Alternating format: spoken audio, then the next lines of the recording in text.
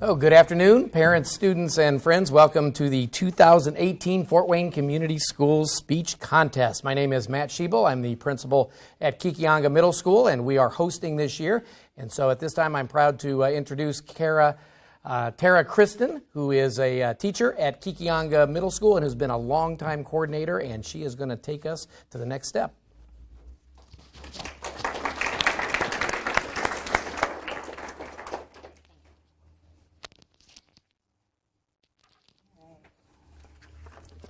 Good afternoon.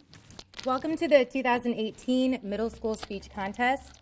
Again, my name is Tara Christen, and this is my 11th year teaching and coaching speech for FWCS. I've been the speech coordinator for the past 7 years, and I'm very excited to hear what we have today. I want to say thank you to the audience for being here and supporting our schools, and congratulations to all those talented students behind me who have made it this far. Good luck today. To start with, I would like to introduce our panel of judges behind you. First off is Cookye Rutledge. She worked as a language arts teacher for FWCS for 25 years and coached high school speech for 9 years.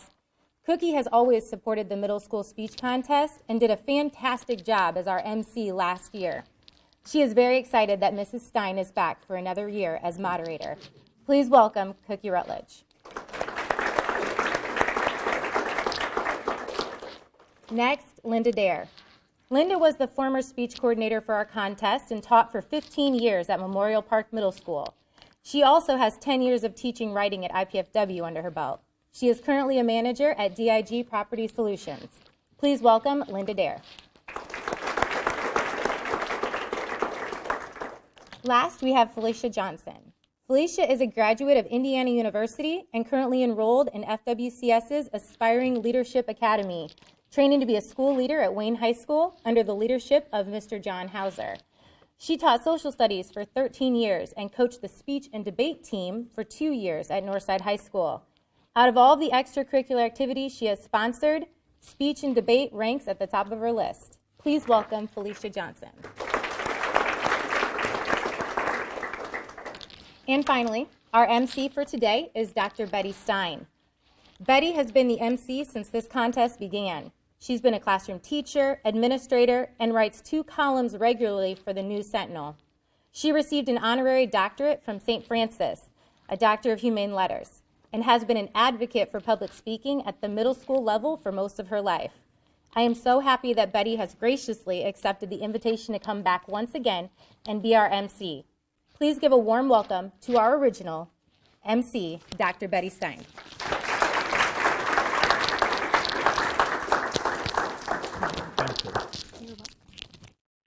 And I'm delighted to be here. I'm told I must project. Can you hear me back there? Am I projecting? Oh, good.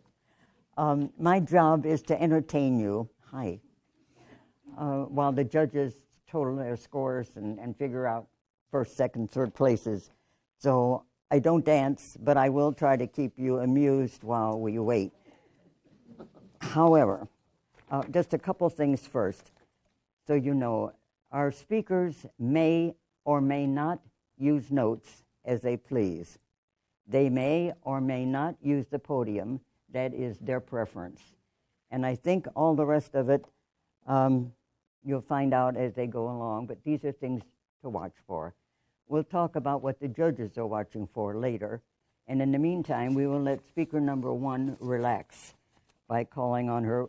We won't tell you schools, we won't tell you names until later.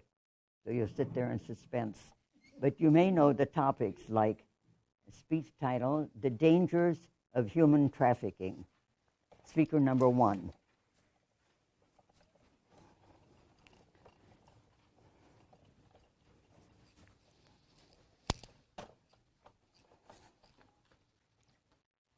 Imagine being forced to stand at a street corner, waiting for someone to grab you and sexually abuse you once again. This is Carla Jacinto's story. She was a victim of human trafficking. Carla mentioned in a recent CNN interview how she was forced into prostitution at the age of 12 and was raped 43,000 times by the time she turned 16. There were 30 men per day, 7 days a week, in the course of 4 years. Tens of millions of people are going through this every single day. Over 3,000 people are kidnapped, sold, or forced to work on a daily basis. Human trafficking is the recruitment, transfer, or harboring of people through the threat of force for the purpose of sexual exploitation and forced labor. First of all, human trafficking is a worldwide form of exploitation. Secondly, no matter what country, state, or city you live in, you are affected by human trafficking and in risk. This is happening all around us and we don't even realize it. Lastly, the majority of countries worldwide aren't strict enough about this horrible situation. Human trafficking is a worldwide form of exploitation. According to an article by Sin Co. entitled Human Trafficking, over 600,000 to 800,000 people are being trafficked across international borders annually. The U.S. government has prosecuted over 49,000 people for trafficking and convicted close to 29,000, mostly for sexual exploitation. Sin Yen also stated how 27 million people are being trafficked in the world. People are not aware of how easy it is for a trafficker to choose his victim. Believe it or not, according to Keisha McIntyre, a writer for the Indianapolis Recorder newspaper, pimps across the country are targeting the young ones, and after they get them, they sell them into sex trade. Parents and even the young ones have to be aware of who they are talking to on the internet. Writer McIntyre also stated in her article how 94% of the victims are female, 43% of the people are of color, and 29% are 15 and younger. We must find a way to end this worldwide exploitation before it continues to grow. No matter what country, state, or city you live in, you are affected by this epidemic and in risk. In addition, many men, women, and children are abducted and tricked into sex and or labor trafficking in their own country. Now, you may be thinking that there isn't a huge risk here in Indiana, but you'd be wrong. Keisha McIntyre, our same author, had an article posted early January 2017 called Labor Sex Trafficking on the Rise in Indiana. In that article, she mentioned how there was 178 known cases of human trafficking in Indiana as of 2016. Now, many people wonder if there are any laws against this widespread selling of humans, and there are a couple of laws. The first law the U.S. Congress passed was the TVPA, also known as Trafficking Victims Protection Act of 2000. There's a second law that states that under federal law, a convicted trafficker receives a sentence of 15 years to life and fines up to $10,000 or more. Unfortunately, every state is different. There are many more laws that are against this form of human cruelty, but are they really making a change? Lastly, the majority of countries worldwide aren't strict enough about this horrible situation. If you really think through everything, as of right now, human trafficking is still growing because us, the citizens, and the people in charge can't find a definite stop to this problem. Some countries and states, on the other hand, are trying to stop this growing situation. They are desperately trying to come up with more effective laws. On the other hand, you may be thinking that mostly everyone is against human trafficking besides the offenders, but no. Kayla A., an American citizen, thinks that human trafficking is a good thing. After much research, Kayla claims that human trafficking is the safest and fastest way to make money. She also stated how there's high demand for it, there's low criminal risk, and barely anyone is getting caught. I couldn't disagree with her controversial position more. People every day are forced to work and do horrible things. They are being separated from their families, and all Kayla can think of is a profit for human flesh. In conclusion, I think that this worldwide issue needs to be stopped. First of all, it's a worldwide form of exploitation. Secondly, no matter what country, state, or city you live in, you are affected by human trafficking and in risk. Lastly, the majority of countries worldwide aren't strict enough about this horrible situation. If everyone spreads awareness and everyone unites as one, we are attempting to change the world and get the message out there. If we aren't part of the solution, we are part of the problem. Remember Carla Jacintos from earlier? She may not be out in the streets suffering anymore, but there are still tens of thousands of other Carlas still out there. See something, say something, and make our world a better and safer place to live in.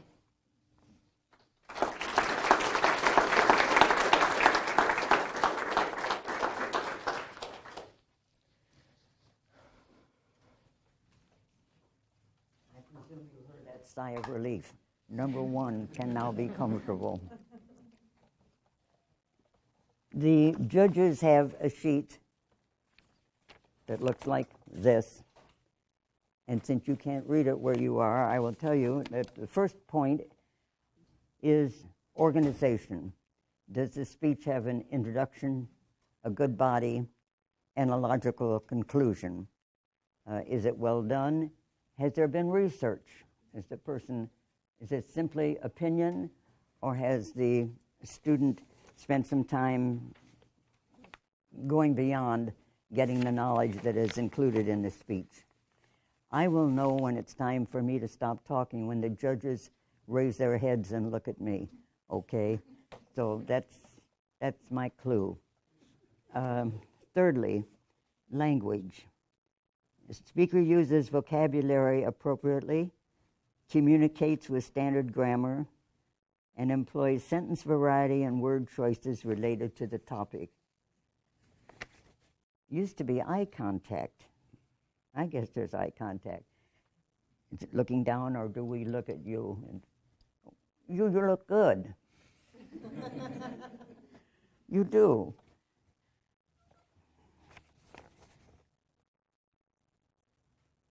The delivery and presentation.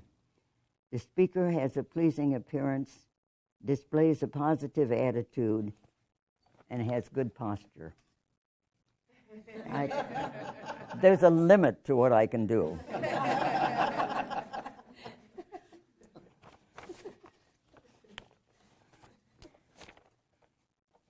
One of the things I can do, my goodness,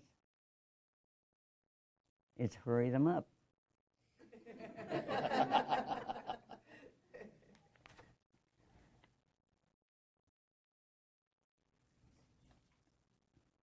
Aha. Speaker number 2, LGBTQ teens. And that is speaker number 2.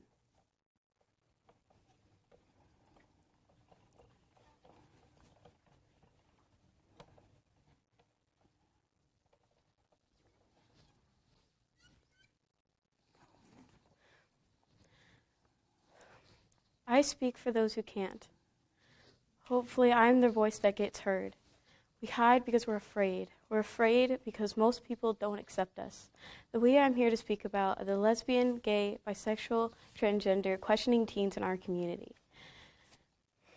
Teens in this community face abuse that others do not. They are told to hide who they are. They are told it's just a phase. They are told it's unnatural to be LGBTQ. First, LGBTQ teens are told to hide who they are. Many teens do hide their identity because they fear bullying. Hiding who you are can lead to loneliness. Loneliness can lead to substance abuse and even suicide.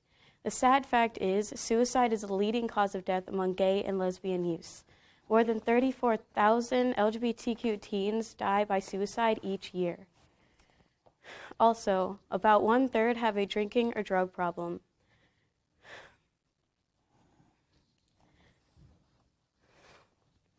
Hiding who you are is hard for anyone, but LGBTQ teens are especially encouraged to hide, and this clearly causes a problem in the teen community. Second, LGBTQ teens are told what they're going through is just a phase. This diminishes who they are as a person. Even worse, they are told this by parents, friends, and even society. They are treated like they do not know themselves. On average, it takes a young person 3.5 years to realize they are LGBTQ. If they took all that time deciding on who they are, why should others tell them it's not true? LGBTQ teens deserve to be taken seriously. LGBTQ teens are told it's unnatural to be LGBTQ. This is the reason why they think they could treat LGBTQ teens like they are wrong or bad. The question is, what makes something good or bad based on how natural it is? We love plumbing, computers, furniture, and clothes, but none of them are natural. In addition, there are many homosexual organisms in nature. Currently, homosexuality has been documented in over 450 different animal species worldwide. If homosexuality is common among other living species, how can we, as humans, say it's unnatural? In conclusion, LGBTQ teens are part of our community and deserve to be treated with respect and dignity. The abuse in our society causes LGBTQ teens to be at higher risk for depression, drug and alcohol problems, and suicide. They are treated like they do not know who they really are. They are told they shouldn't exist just because it's unnatural. I'm here to say we shouldn't have to hide who we are. We are not going through a phase, and we are a normal part of society. Thank you.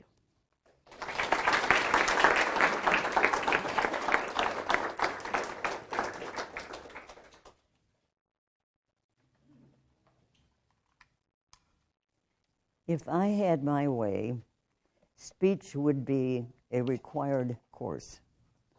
The kids would have to learn to let us know how they feel. And particularly now,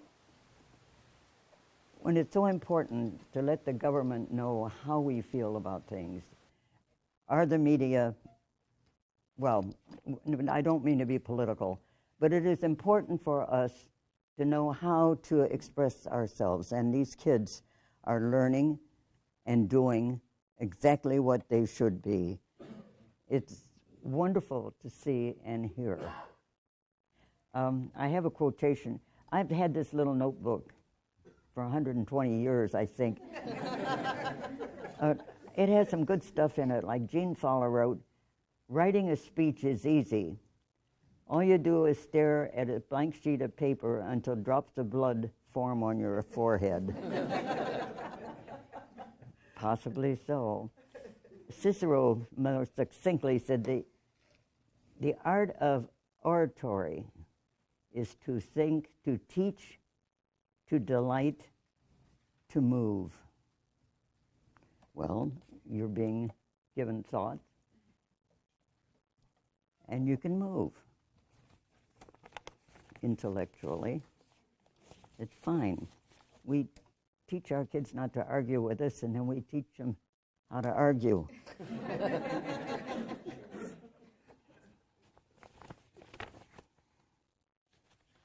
Speaker number 3. Gun laws should be enforced. Ooh.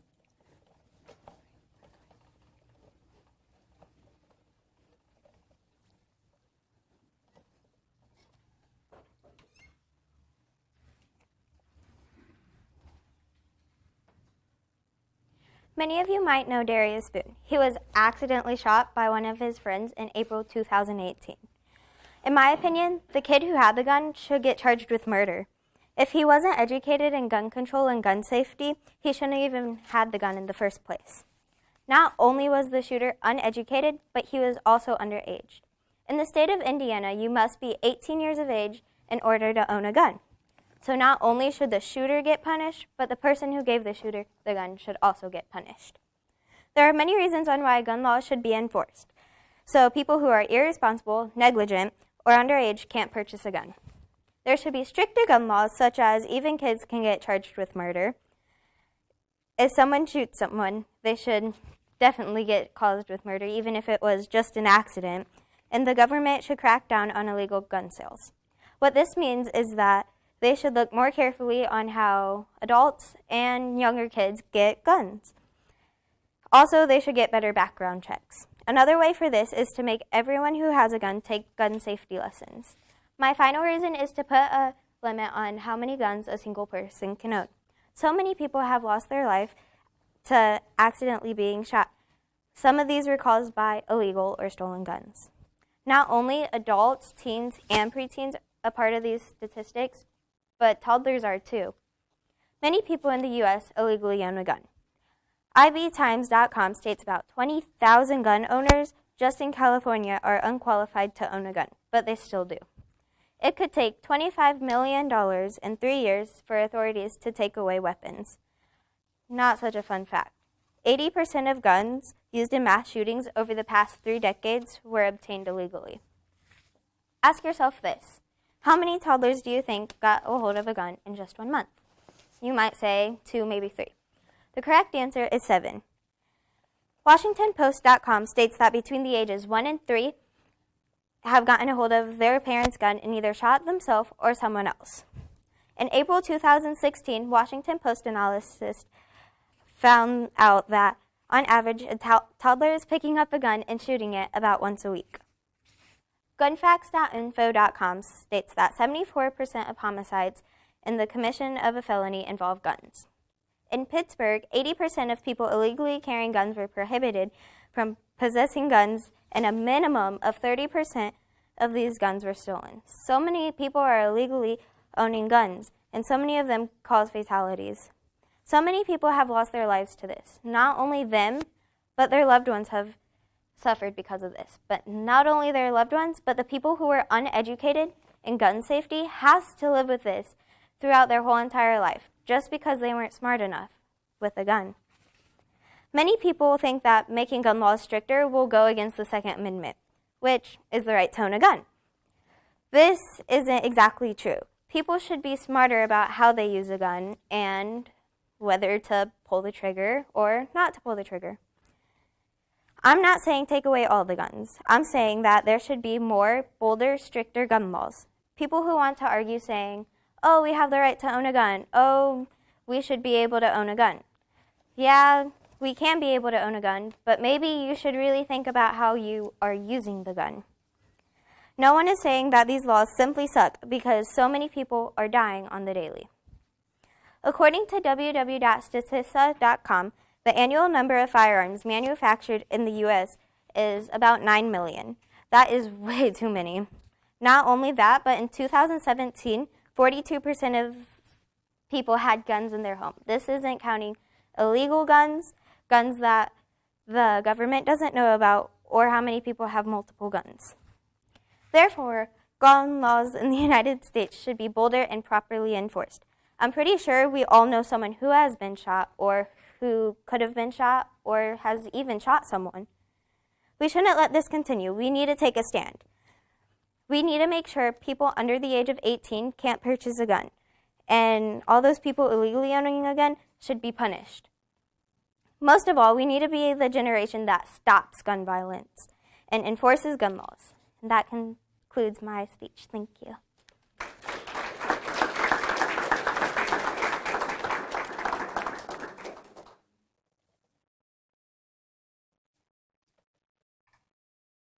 I left out a couple of other things that judges will be looking for. And one is, as I said before, eye contact. And I always want to drop my eyes and not look out when I get there. But then I can't tell whether you know that this is lack of eye contact. So I look up, and then there it is. At any rate, it's important in speaking. Another point, the speaker demonstrates poise, self-control, natural and appropriate gestures, and facial expressions. You are lucky you get to see them. I get to see the back of their heads. Are they looking pleasant? Are they looking as though they seriously believe what they're saying? Good, that's reassuring. Thank you. The speaker has sufficient volume, variety, and speed, proper enunciation, and pronunciation. This is the first time we've been in this room. I was a little upset when I walked in and saw it, but I was assured that it's going to be good. Sound does not bounce off the walls. You have no trouble hearing? Good. Those were all, you have no trouble. Okay.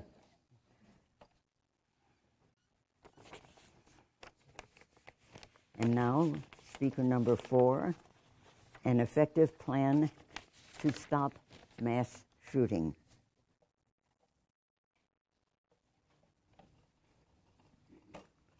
Soon.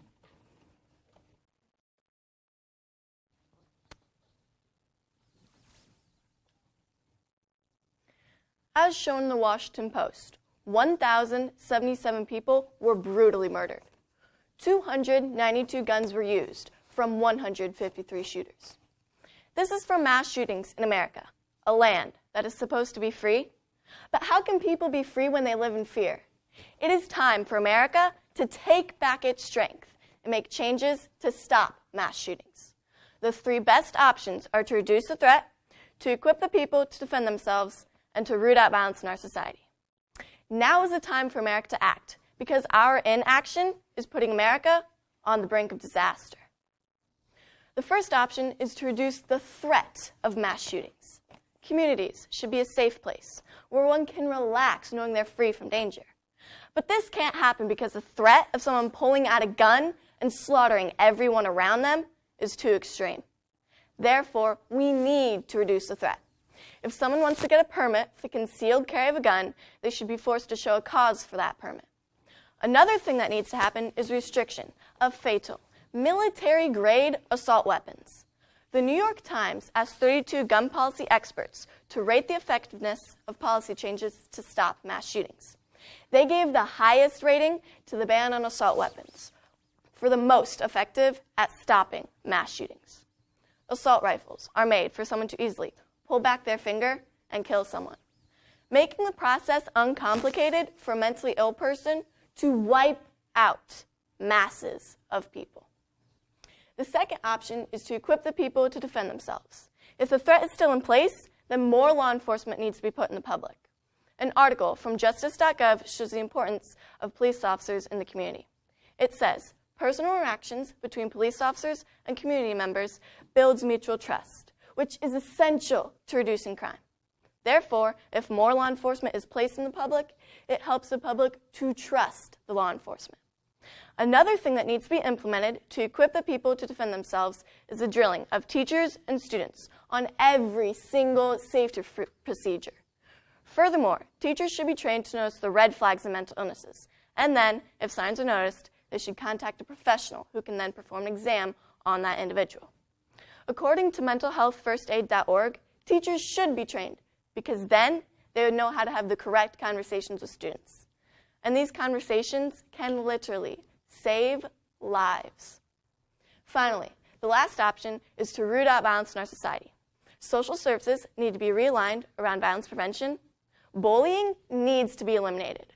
The website Mother Jones breaks the silence by saying 200,000 victims of bullying bring a weapon to school over the course of a month. Which one of these 200,000 students is the next mass shooter? On top of that, parents can restrict the access and use of media that their children have. Parents should care enough for their child so that their child doesn't become the next mass shooter. Now, one might say that restricting assault weapons takes away the Second Amendment right to bear arms.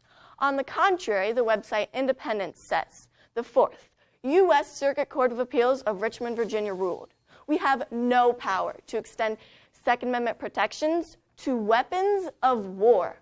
Therefore, if assault weapons are restricted, it does not take away the Second Amendment right that many Americans hold dear to their hearts. Also, one might say that drilling teachers and students on safety procedures could unnecessarily cause young students to be scared. But it's okay to be scared. Without mass shootings being eliminated, we have to be scared because we never know when our next breath is our very last. In conclusion, mass shootings need to be stopped. It could take all three options to reduce the threat, to equip the people to defend themselves, and to root out violence in our society. But the USA as a country, the people and the government need to work together so no other lives are lost due to horrific mass shootings. Students go to school thinking, am I next? Parents kiss their children goodbye saying I love you, but thinking, will I see my child again? Everyone who steps out their front door thinks, will I see my home again? People are scared, and it needs to stop. To make America great, we need to start by being safe. 1,077 people have already died from mass shootings. Will you be next?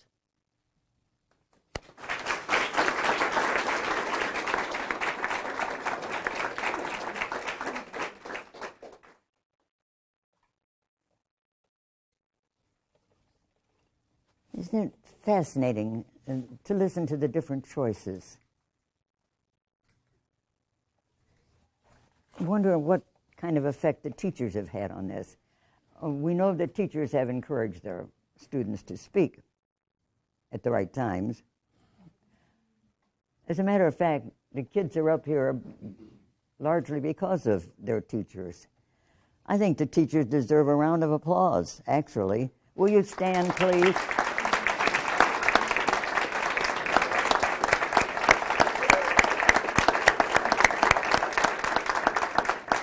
Thank you. Nice going. First teacher, all right, I'll hush. Difficult. Speaker number 5, animal extinction. Their loss is not our gain.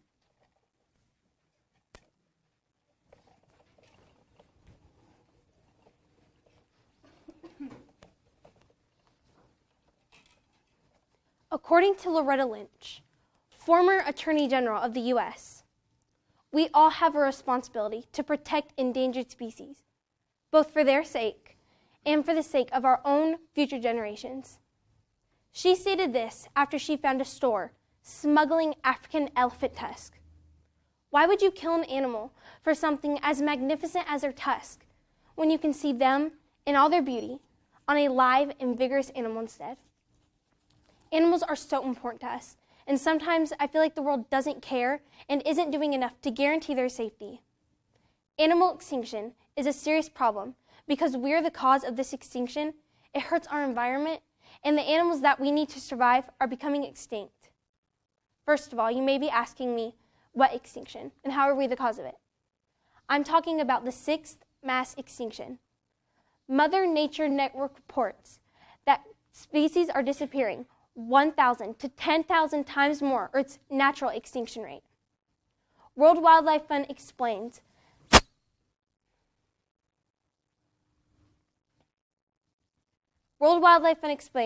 that currently species are disappearing 1,000 to 10,000 times more, or its natural extinction rate.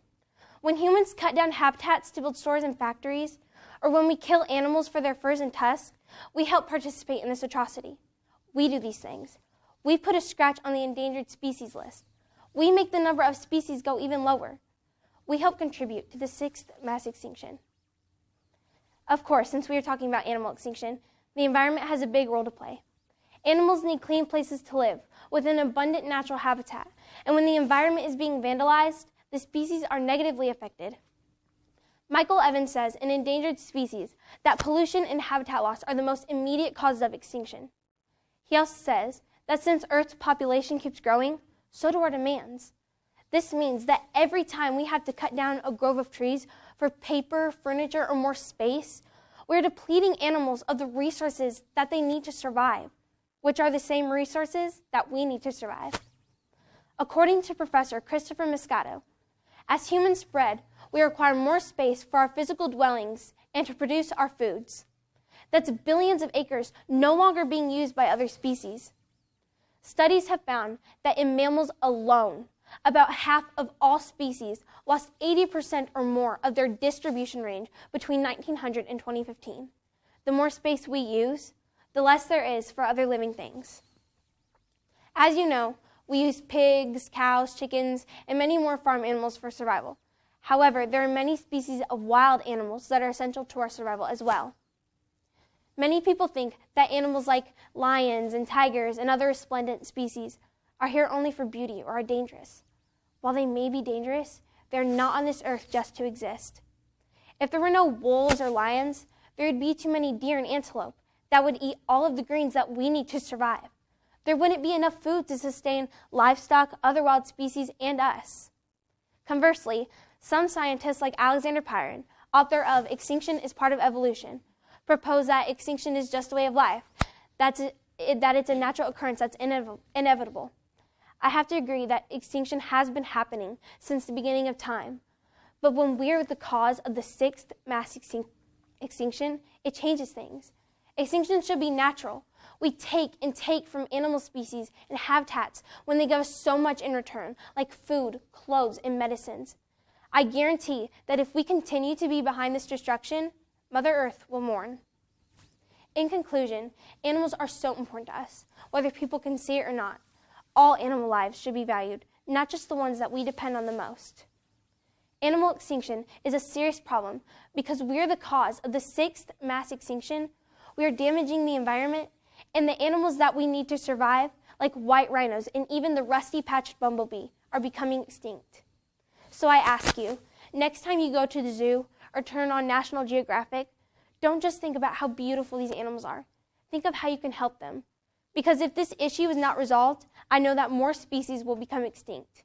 Even if we are not feeling the effects now, we will. And it will no longer be something people can wave away, as if their lives are more important than the millions of animals we have already lost. Thank you.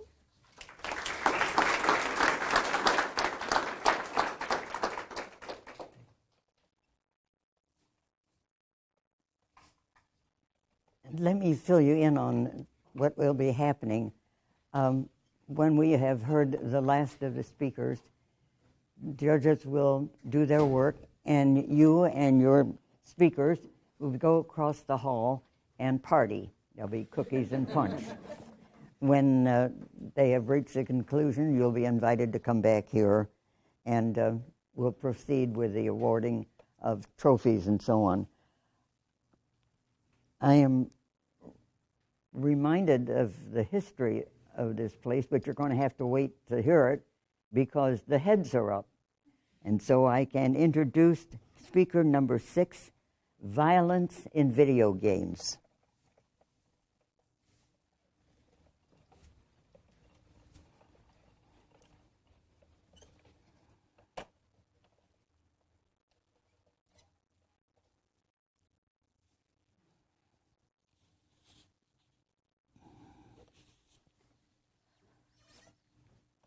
Sandy Hook shooter notched up to 83,000 online kills, including 22,000 headshots, using violent video games to train himself for his massacre. More than 90% of students in the United States play video games, but more importantly, over an astonishing 85% or more of video games on the market contain some form of violence. Are violent video games really beneficial for children to use? Violent video games are not beneficial for children for the following reasons. They have a negative effect on the brain, they can be harmful to children's health, and they can cause negative behavior in children. Violent video games have a negative effect on children's brains because they have a cynical effect on the brain. According to the American Psychological Association, their psychological research reveals that when being exposed to violence in electronic media, feelings of hostility and thoughts about aggression increases. In the year 1999, the Dana Foundation, which is a private philanthropic organization that supports brain research, conducted an imaging study using positron emission tomography, which is used to view metabolic processes in the body and is better known as PET. They used PET to view to what happened to 8 males as they played a violent video game, in which they had to move a tank across a battlefield to try and demolish other tanks.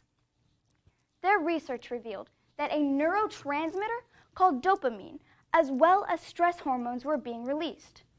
They were being emitted due to the relation of the men's thoughts of violence and harm. Not only do violent video games have an undesirable effect on children, but they can also be harmful to their health. According to John Murray, a child psychologist at Kansas State University, Manhattan, Kansas, the violence can lead to a rise in blood pressure and heart rate.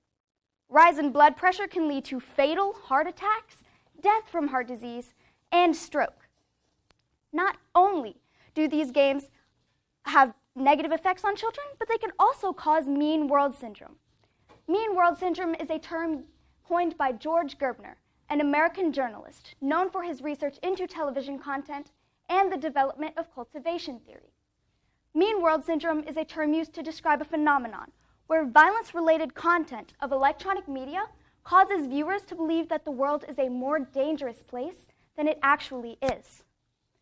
Thirdly, violent video games can cause negative behavior in children.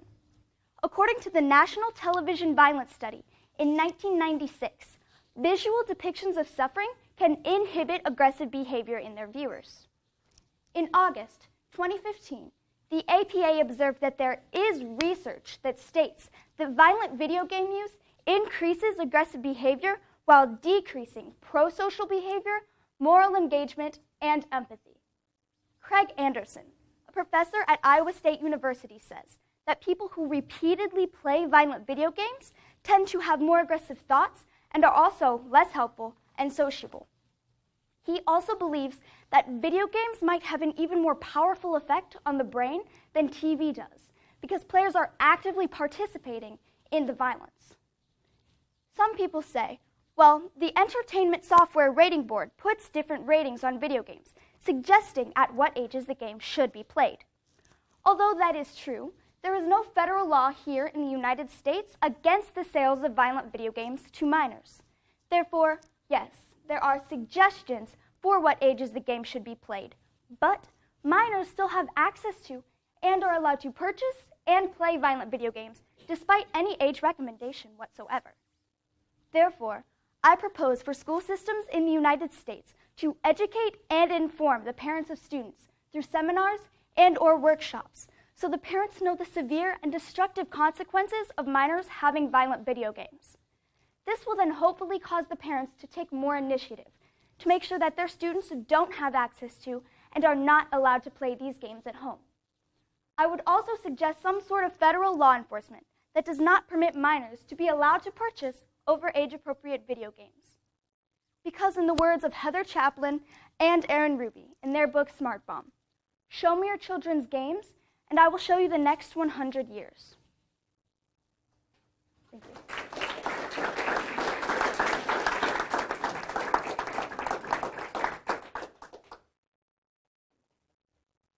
Do you notice any difference in the attitudes of those on this side of the room and those on this side of the room? But your turn will come very soon.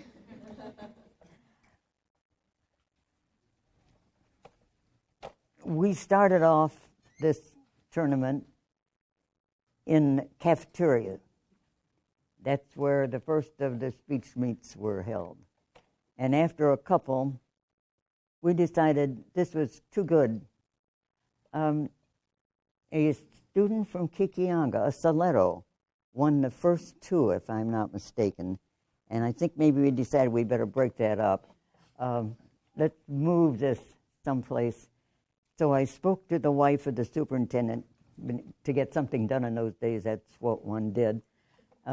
She was quite in sympathy and decided, all right. She whispered pillow talk, and all of a sudden we were downtown and given the dignity that this speech meet deserves. We've moved across the street, and it seems to be working very well. They seem to be comfortable. You seem to be comfortable. Are you? Good. And the judges are nodding. Okay. I'll tell you the procedure. You're all invited. No. Students and parents are invited to lunch a week from today. So today does not end all this glory. And others may go if they pay their way. Is that it or no? No. Principals? Okay. Fine. So this is not the end. But it is the beginning for speaker number 7. Can social media platforms be a viable career? I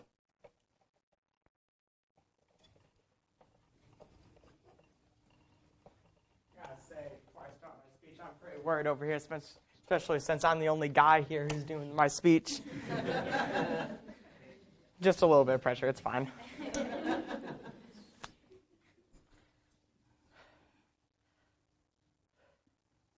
Ever since the aggressive takeover of social media within the past decade or so, with platforms like Instagram having 500 million daily active users, Snapchat having 140 million daily active users, and the platform I'll be talking about today, YouTube, which has over 5 billion videos watched every single day. And within the rise of social media platforms within these recent years, teens have also thought about possibly turning these social media platforms into a career, and that is what I'll be discussing today. Well, first of all, how much can you get paid from a career like this? Well, some of the biggest content creators on YouTube, for example, like DanTDM, makes $16.5 million, and the biggest content creator on YouTube right now makes $12 million a year. It's a pretty fat bank accounts.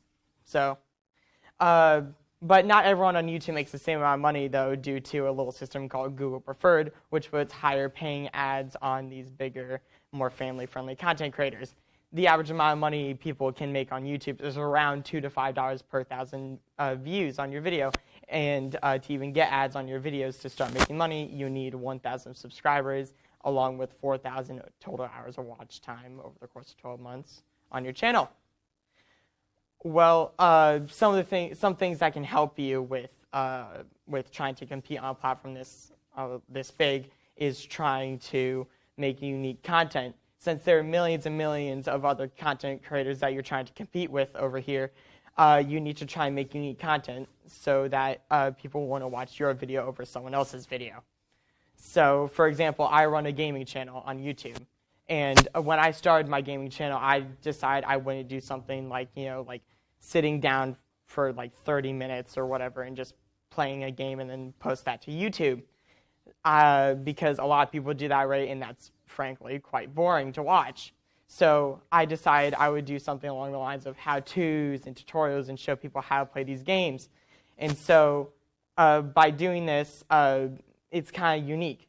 For example, one of the biggest games in the media right now, Fortnite, if you go on YouTube right now, and if you look up something like Fortnite gameplay, you'll get 29,600,000 video results. That is a lot of people just sitting down and playing the game. When comparatively, if you look up something like Fortnite tips and tricks or how to play Fortnite, you only get 1,140,000 results. That is significantly less than the 30 million results. So that would be an example of making unique content. And on top of making unique content, going on to my third and final point here, you need to engage with your audiences. By engaging with your audience, they'll feel they have a more personal connection to your channel and your content. And by doing this, they will possibly even spread your channel because they'll tell their friends and their friends will tell their friends and so on and so forth. So by doing this, they will just exponentially grow your channel. So you need to really interact with your audience. I do believe that anyone on YouTube can make a big career out of it, but it takes years and years and years of effort. Going back to PewDiePie, the biggest content creator, it took him 7 years of hard and long work to get where he is now. So it is not an easy task. And another thing I would like to mention here is that, for example, if you do want to do YouTube as a career, don't do it just for the money. If you do it just for the money, that is really greedy and really shallow. The whole point of YouTube is to try and entertain an audience that you're trying to impress. When YouTube first launched, it didn't have a way of paying all of its content creators at all. So all the people who originally started on YouTube, all the big people on YouTube, they were just doing it just to entertain an audience. And so when you start your YouTube channel, you should just do and have the same mindset that they had.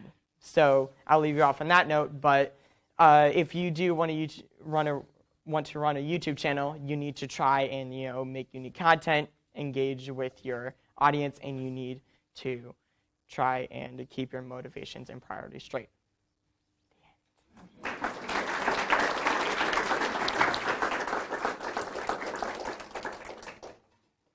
You upheld the male honor very well. I mustn't forget one group to be recognized because you are tremendously important. You have them and you educate them, you raise them, and you hope they'll turn out well, and today you're seeing how well they can turn out. But that's because of you. I think we ought to give a round of applause to the parents. Will you stand, please? Come on.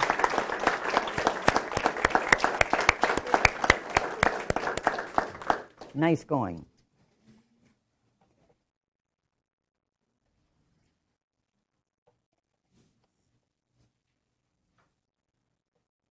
I don't know which way to go.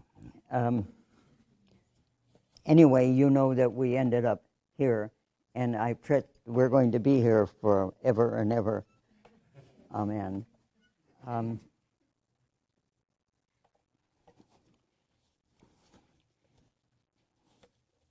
Speaker number 8. Increase public educators' salaries. Smile.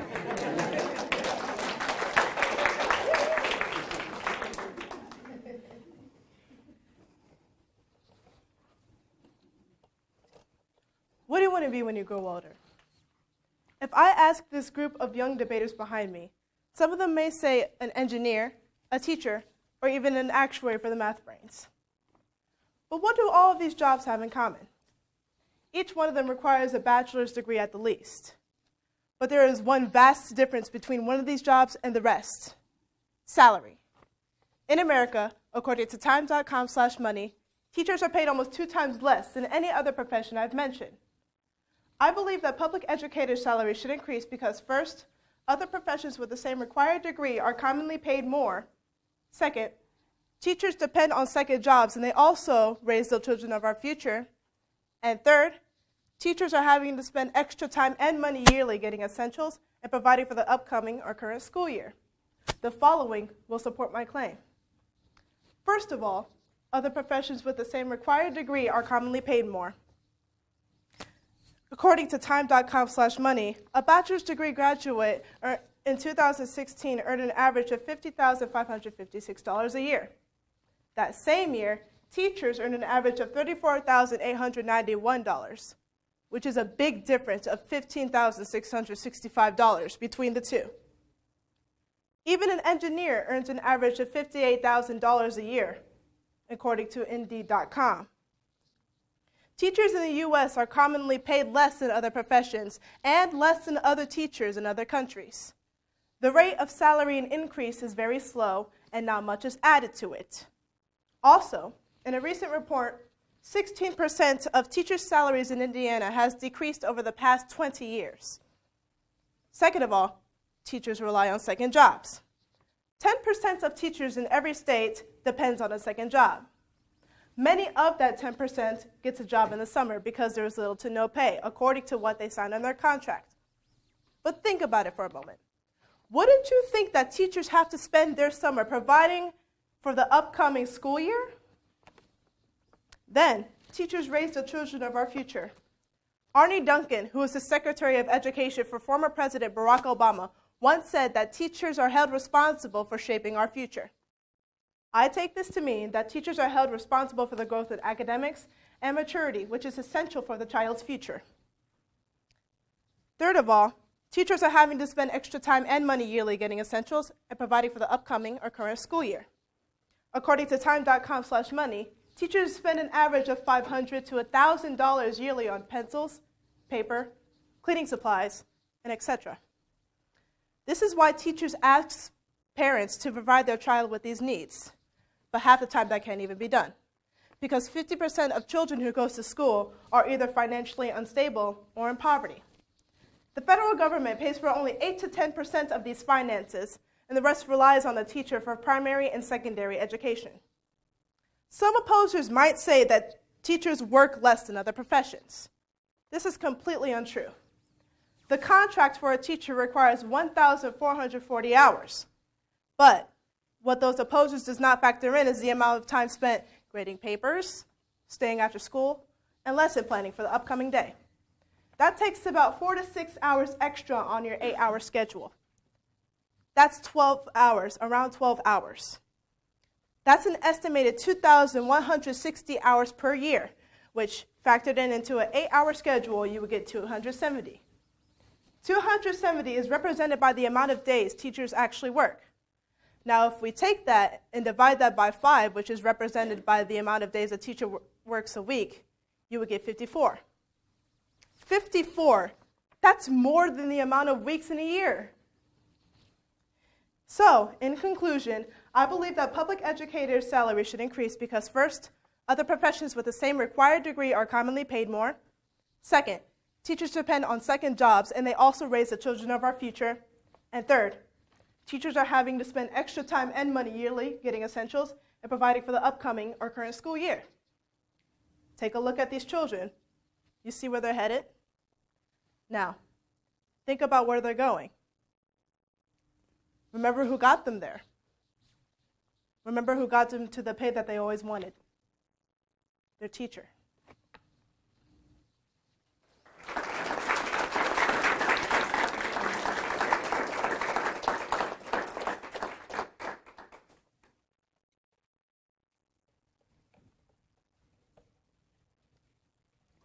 I want to be serious for a minute. Not that what I have said hasn't been serious or a great worse, but as a classroom teacher, I wanted my kids to understand, as Americans, they were especially privileged, but they also had to learn to take care of the freedoms that we have. that was part of it. You take a role in your community. Oh, today's election day. I trust you all have voted for your primary favorite. I won't ask you to show hands. But speech is such an important part, learning to talk, and we've heard some excellent talks today. I wrote some time ago, learning to speak and preparing a talk like this is learning to care passionately about a cause and then defending one's ideas. And if this isn't a good way to start being a good American citizen, and I don't know what is. Taking a cause, thinking about it, studying, learning, forming a speech, trying to convince people this is the way. This is good, young people. Oh, let's give them a hand.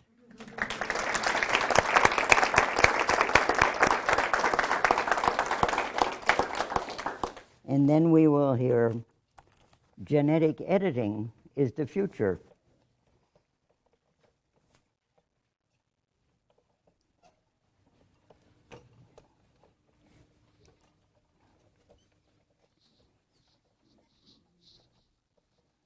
Isn't science wonderful? We've come so far that we can detect abnormalities in babies within the first trimester. A simple blood test can determine chromosome abnormalities within weeks of a woman being pregnant. By the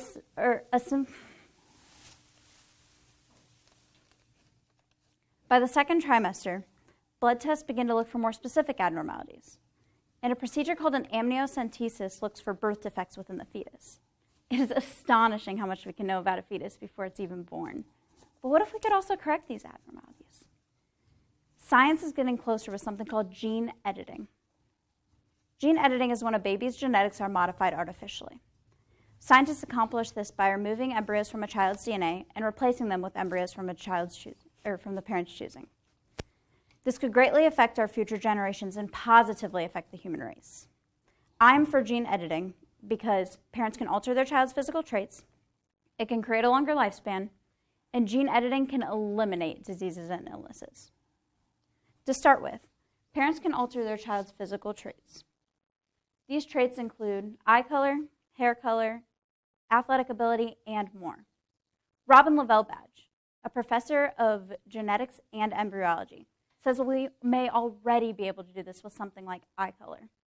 For example, if two parents with brown eyes want a blue-eyed child, scientists would remove the brown-eyed embryos from a child's DNA and replace them with blue-eyed embryos. Imagine if parents could conceive any type of baby they want. You want an African-American baby with bright blue eyes? You got it. Is your baby deaf or blind? It can be cured. The possibilities are endless with gene editing. The second reason why gene editing is important is because it can create a longer lifespan. Unhealthy genes can be replaced with healthy genes, so people are more likely to live longer. Charles Platt, a scientist who studies gene editing, says, restoration of youthful gene expression would enable cells, tissues, and organisms to grow younger, as opposed to the degenerative downward spiral that now occurs. I don't know about you, but some of my teachers would love to never have to have those anti-wrinkle creams or never have to dye their hair again. Even though some people may say that gene editing alters the natural aspect of the human race, gene editing can eliminate diseases inherited through generations. These illnesses include cancer, heart disease, muscular dystrophy, and blood diseases. Imagine you had a child. Not too long after the child was born, you found out it had leukemia. It would be devastating to know your child has such a serious illness at such a young age. This is exactly what occurred in the United Kingdom to an infant named Layla in 2015. Layla was treated with gene editing after other controversial methods had failed. Now, more than 2 years later, Layla is happy and healthy with no sign of the leukemia returning.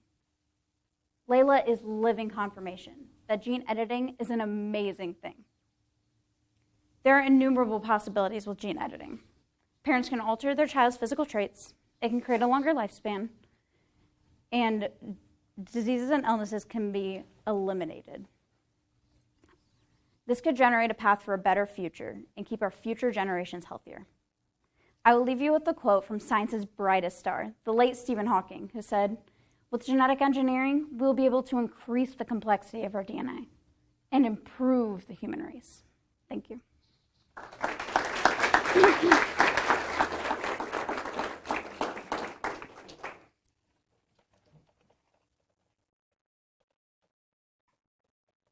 Tara, I was asked, are the judging sheets going to be available? Yes, I'm going to mail them out tomorrow. They will be mailed? Thank you. So we'll be able to see strengths and strengths. All right, a couple of the youngsters had asked beforehand if they would have access to the sheets. You now see 9 relaxed young people. And it seems only right that I cut this very short so that the next one doesn't have to wait any longer. Number 10 speaker are violent video games bad for teens. We should hear an answer.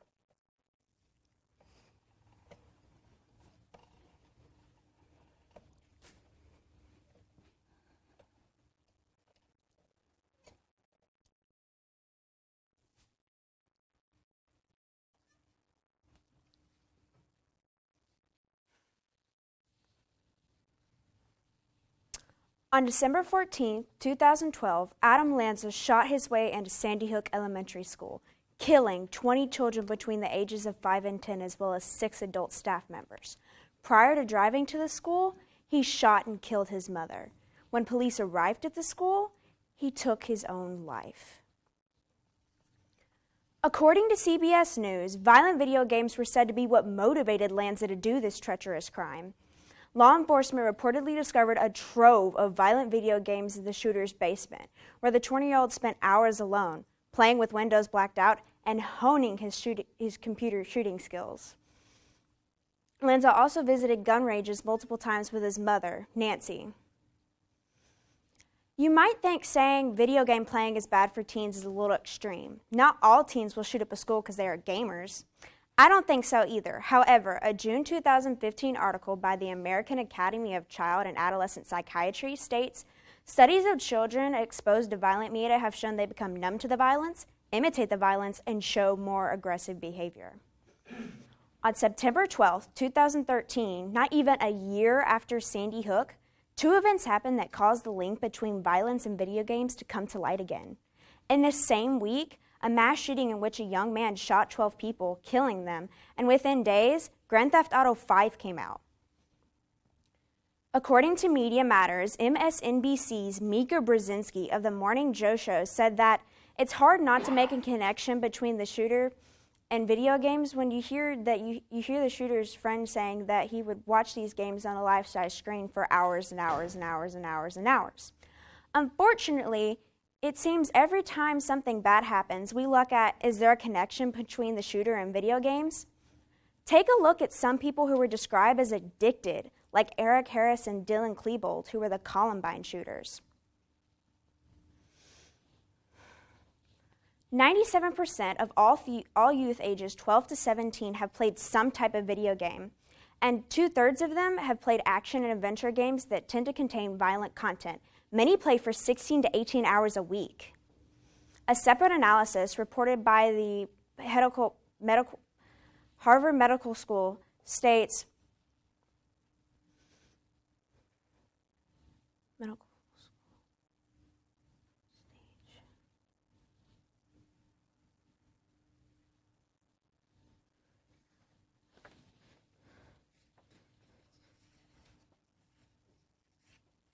Take your time.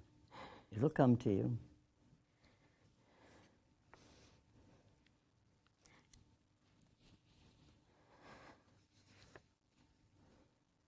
Harvard Health Publishing in October 2010 that found what more than half of all games rated by the Entertainment Software Rating Board, the ESRB, contain violence, and more than 90% of those rated as appropriate for ages 10.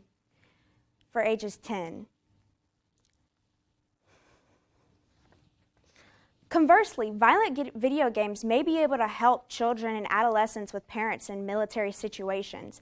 They give teens some sort of relief when they get an idea of what their parents are going through. Harvard Medical School states, playing electronic games with violent content may be a healthy way for these children and adolescents to safely grapple with the complicated issues of war, violence, and death without any real-world consequences. Did you know, according to the International Age Rating Coalition, before a game is released to the public, game publishers must answer a written questionnaire answering all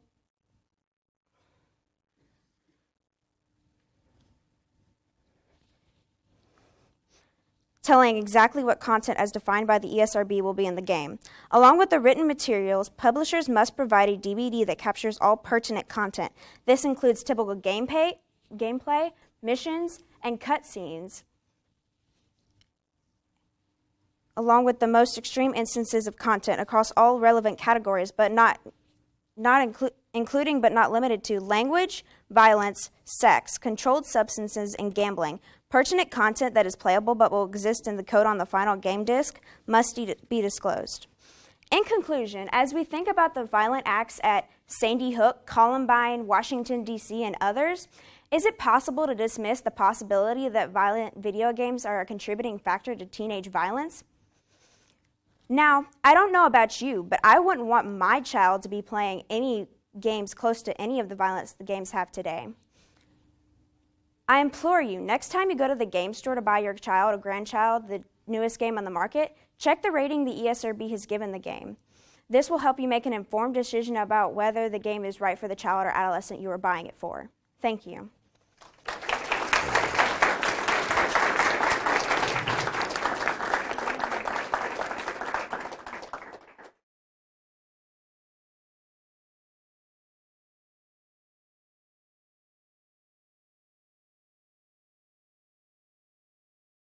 I know something you don't know.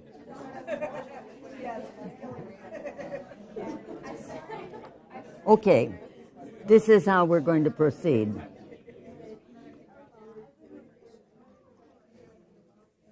I am going to read the names of the speakers and the schools they represent. And by the way, every one of these kids is a winner. Why don't we show them how we feel right now?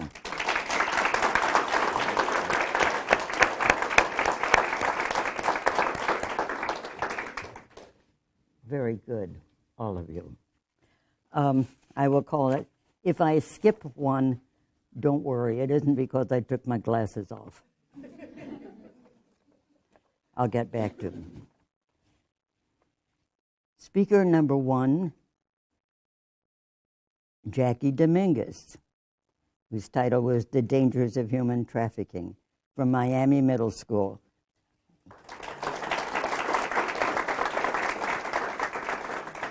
Speaker number 2, Monica Powers, from Northwood Middle School. Northwood.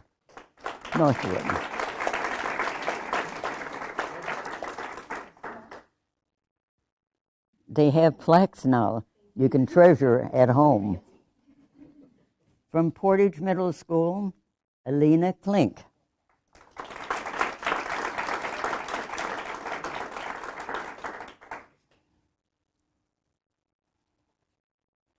From Toll's Montessori, contestant Olivia Cartwright.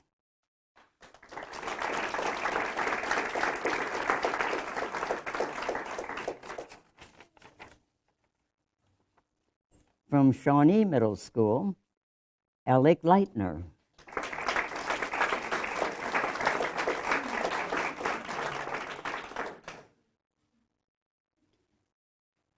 From Kekionga Middle School, Alyssa Leaming.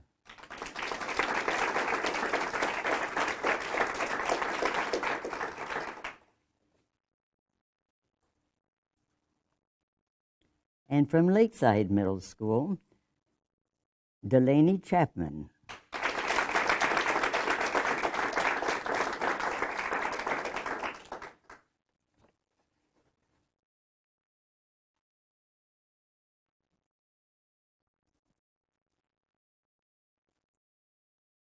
The second runner-up and in third place from Jefferson Middle School, Jakayla Rich.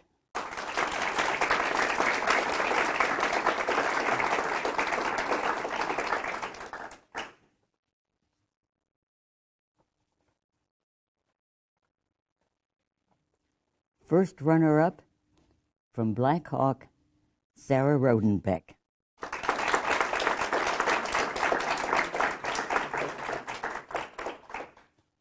And I guess you know that means the winner is from Memorial Park Middle School, Chali Moss.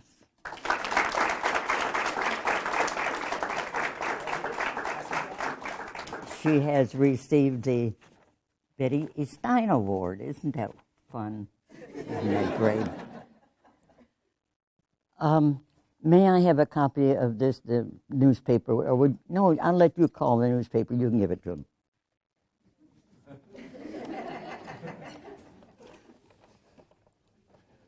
Can we have a big round of applause for Dr. Betty Stein being our MC again this year?